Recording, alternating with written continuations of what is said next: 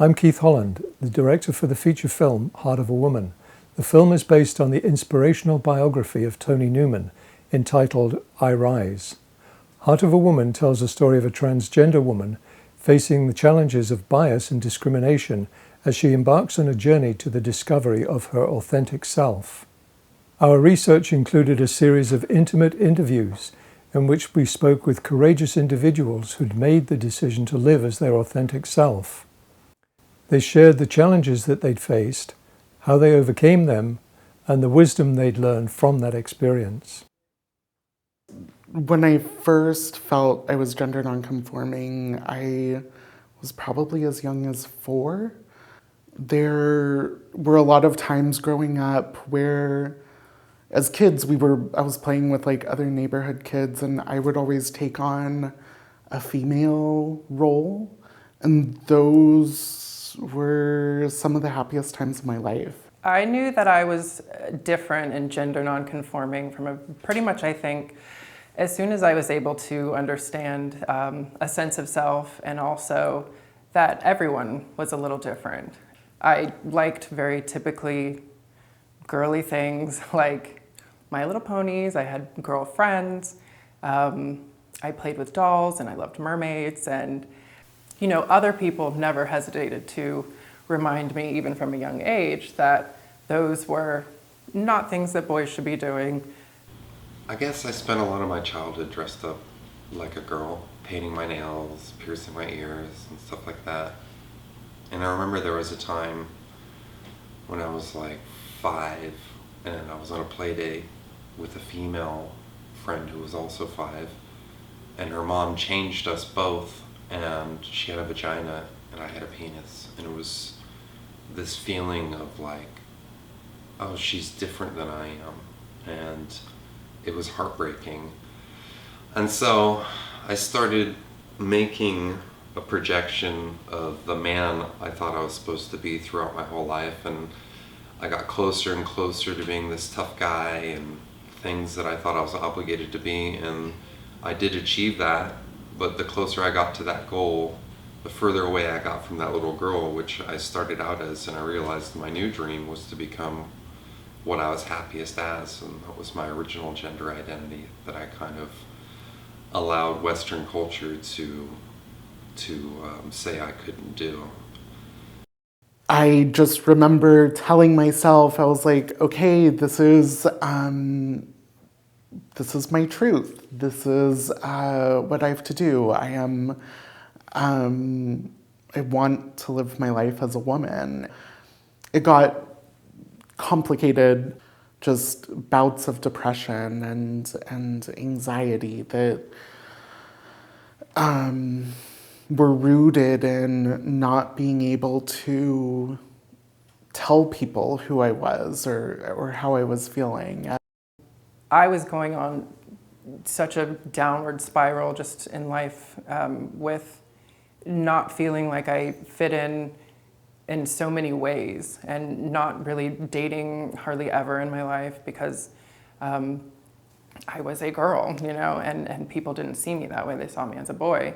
Mostly I fell down pretty hard in life when I came out. It was a difficult experience. A lot of friends I thought were friends, a lot of family I thought were family kind of vanished into thin air, and I was left on my own. I think if you're in a state or in a community or family that isn't accepting, find somebody. I think it's really about finding somebody you can trust. Finding somebody who, whether it's a teacher or a counselor or a friend or a neighbor, somebody who you can share yourself fully with, because I remember the struggle of keeping everything bottled up, and I believe in living unapologetically in the pursuit of happiness and joy and pleasure, and also trying to leave the world better than it has been. And so accepting and loving people that come to me for help, as well as when given the opportunity, being able to validate and accept people for who they are in their gender journey and who they are as people. Being able to just be yourself in your skin, even just sitting at home on a Sunday or something like that, and just knowing who you are and not having to hide it's invaluable, it's priceless. Do it slowly. Don't do what I did and come out overnight. Start taking hormones, start feminizing your clothing slowly. Let people get used to the idea. Try to have a job for 3 or 4 years that can't fire you because they're going to want to. So make sure that you have money, make sure you have a savings account, make sure you have a future planned out that can't be taken away from you because somebody is prejudiced. And don't be shocked when you go from having, 5,000 friends on Facebook to 100.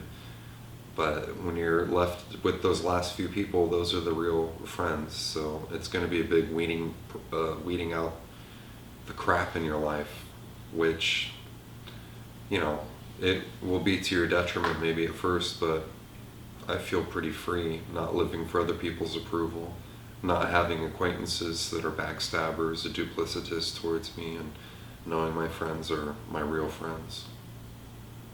Media representation is one of the ways in which we diversify our understanding of the human experience.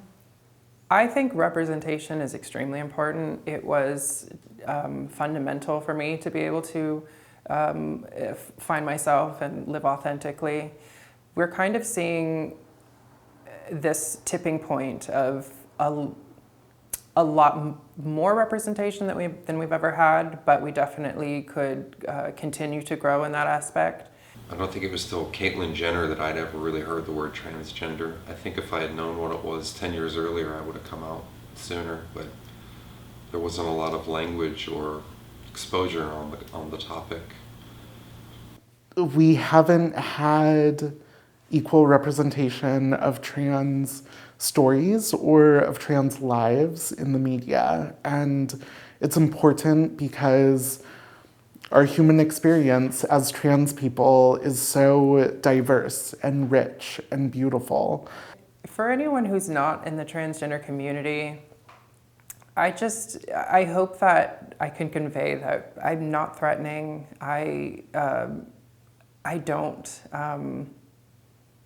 don't want special treatment. I just want to be treated like everyone else. I think that we have so many people trying to control other people, whether it's women's reproductive rights or women's reproductive rights, or whether somebody who is a parent of a transgender child should be able to explore their options.